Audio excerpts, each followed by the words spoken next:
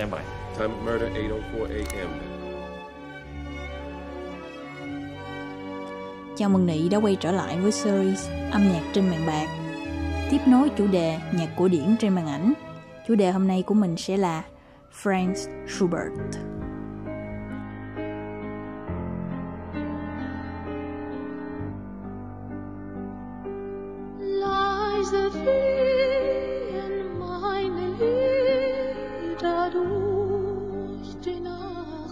Đa số mọi người sẽ biết đến Franz Schubert qua bản Serenade này, mà một trong những bộ phim sử dụng bản nhạc này rất thành công là bộ phim truyền hình Hàn Quốc có tên Hương mùa hè.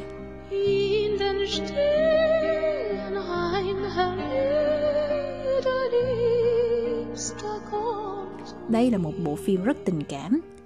Tuy nhiên trên thực tế, ngoài một số bộ phim tiểu sử ít người biết đến, khác với những nhà soạn nhạc khác, âm nhạc của Schubert dù rất thơ mộng nhưng lại thường được dùng trong những bối cảnh tối tăm.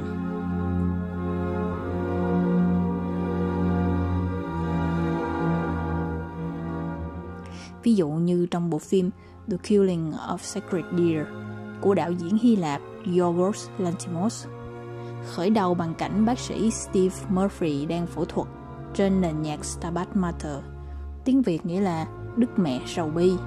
Bản nhạc miêu tả nỗi đau đớn của Đức Mẹ trước cái chết của con trai. Giai điệu thánh thiện với nội dung đau thương này đã dự đoán được sự tàn khốc của bộ phim ngay từ những phút đầu tiên. Một cảnh khác là cảnh tràn dầu ở Kuwait trong bộ phim The Lessons of Darkness, bài học bóng tối. Trái ngược với cảnh phim là bản nhạc nền tươi sáng của Schubert. Sự tương phản làm tăng thêm sự tàn khốc của thảm họa sắp xảy ra. Một trong những bản nhạc linh thiêng khác của Schubert là bản Ave Maria, một bản nhạc tượng trưng cho thiên đường, lại được dùng để diễn tả một địa ngục trần thế trong phần mở đầu của Hitman.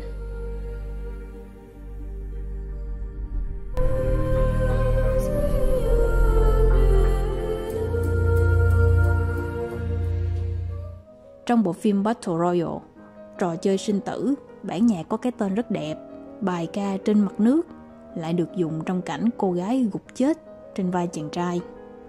Vì sao lại có sự tương phản này?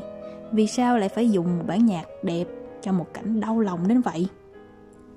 Khi cái ác lên đến đỉnh điểm, khó có một giai điệu kịch tính nào có thể diễn tả được. Lúc này chỉ có cái đẹp linh thiêng mới có thể thành một đối trọng với sự dã man trên màn ảnh. Sự tương phản này cũng đồng thời tạo ra một ấn tượng khó quên.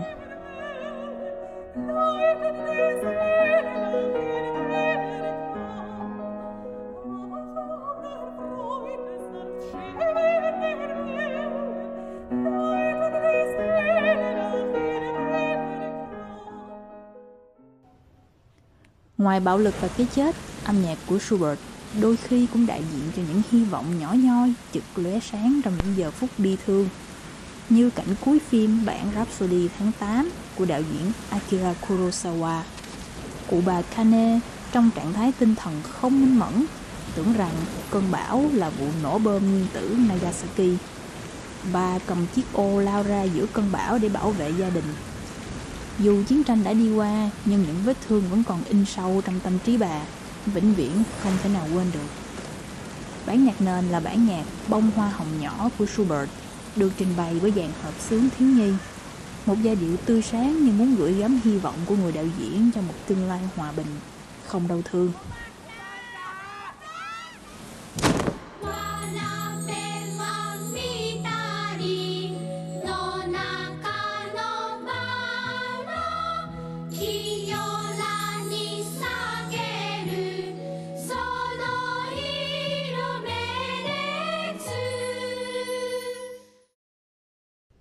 Một cảnh phim ấn tượng khác là cảnh trình diễn bản Moment Musical của Schubert trong bộ phim E la Naveva và Con tàu ra khơi của đạo diễn người Ý Federico Fellini.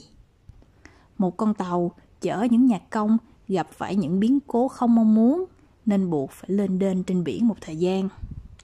Giữa những rối ren về chính trị và cả sự đe dọa từ khủng bố, những nhạc công trên tàu vẫn tìm cách tận hưởng âm nhạc với dàn nhạc cụ thủy tinh tự chế.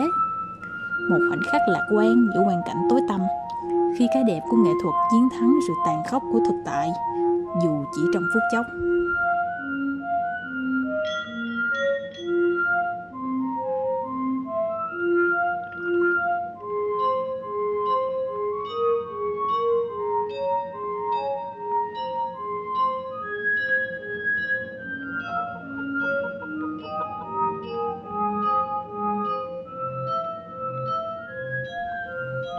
Dù ở khung cảnh nào đi nữa, những giai điệu của Schubert luôn mang một vẻ đượm buồn.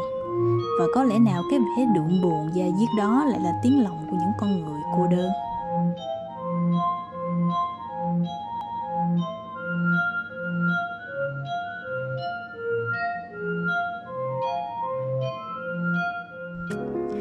Hãy cùng xem cảnh phim sau trong bộ phim Amour. Hai ông bà từng là giáo viên dạy nhạc.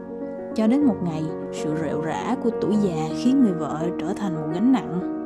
Bà bị liệt nửa người, dần mất đi ý thức, nằm liệt trên giường với ánh mắt đờ đẫn. Ở cảnh phim này, bà lão đang đàn bản Impromptu của Schubert. Và rồi, máy quay chuyển đến cảnh chồng bà ngồi chăm chú lắng nghe.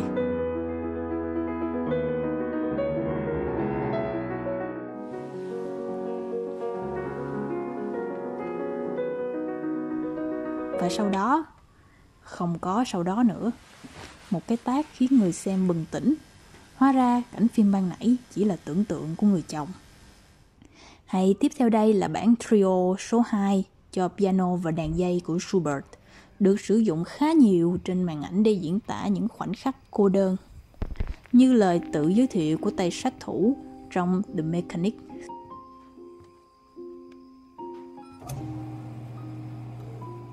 What I do requires a certain mindset.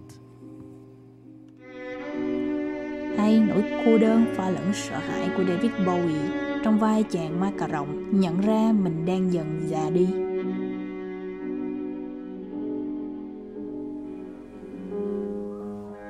Và có cả nỗi cô đơn kỳ lạ của người đàn ông trong bộ phim La Femme en Bleu, người phụ nữ mặc áo xanh.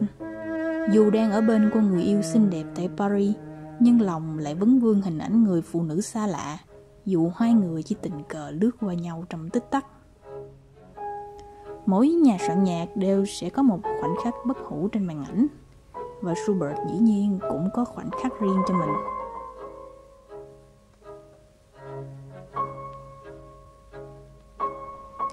Một khoảnh khắc chỉ có âm nhạc và vài ba câu thoại trong bộ phim Barry Lyndon của Stanley Kubrick. Bộ phim kể về chàng trai tên Barry, từ một chàng nông dân dần bước chân vào giới quý tộc giàu có. Đây là cảnh phim anh ta gặp mặt Lady Lyndon, một người phụ nữ quý tộc quá chồng. Bắt đầu với cảnh ba người chơi. Nhân vật của Murray Melvin chỉ bằng một cái liếc mắt đã biết được chuyện gì sắp xảy ra giữa Lady Lyndon và Barry.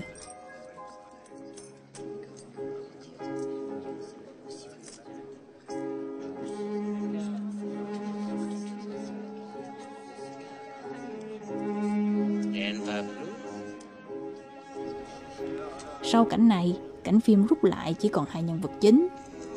Dù đây là một mối quan hệ lãng mạn, nhưng với kỹ thuật quay phim, cộng thêm âm nhạc, lại cho mình cảm giác như đây là một cuộc đấu tay đôi. Trong khi Lady Lyndon ngần ngại không dám nhìn thẳng, thì Barry, dù là một kẻ lừa gạt, lại không ngần ngại nhìn thẳng vào con mồi trong suốt quá trình đi săn.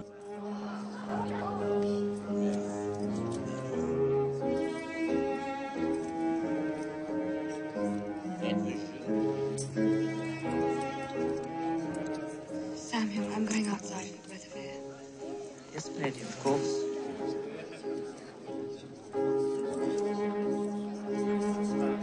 Và khi Lady Lyndon rời đi, cuộc chơi đã ngã ngũ, con mồi sập bẫy.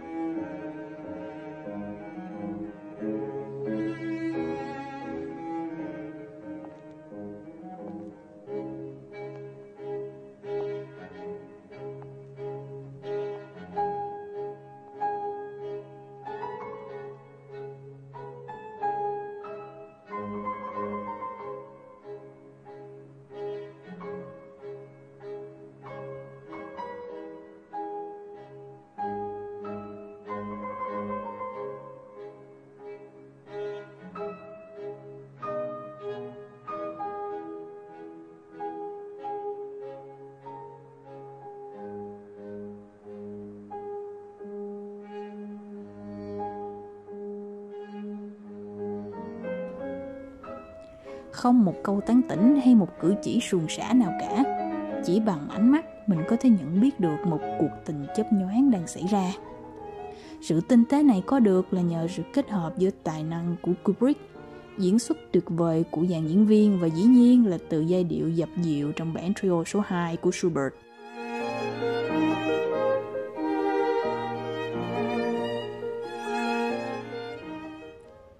Có những bản nhạc đã từng lui vào dĩ vãng nhưng rồi lại bừng sáng trong một khoảnh khắc nào đó trên màn ảnh và trở thành bất hủ. Nỗi đau, cái chết, sự cô đơn hay một cuộc đi săn trong đêm. Khi sáng tác những bản nhạc này, Schubert có lẽ cũng không nghĩ đến những bối cảnh đó. Điện ảnh đã mang lại cho nhạc cổ điển một cuộc đời mới. Cuộc đời đó sáng sủa hoặc cũng có khi tăm tối hơn. Nhưng dù cuộc đời mới đó có như thế nào đi nữa, đó vẫn là những khoảnh khắc khiến mình phải dừng lại, phải thổn thức suy nghĩ và nhìn lại cuộc đời mình. Để rồi, khi bộ phim kết thúc, chắc chắn rằng không chỉ cuộc đời trên màn ảnh thay đổi, mà cả những cuộc đời khác từng xem bộ phim đó cũng sẽ thay đổi theo, mãi mãi.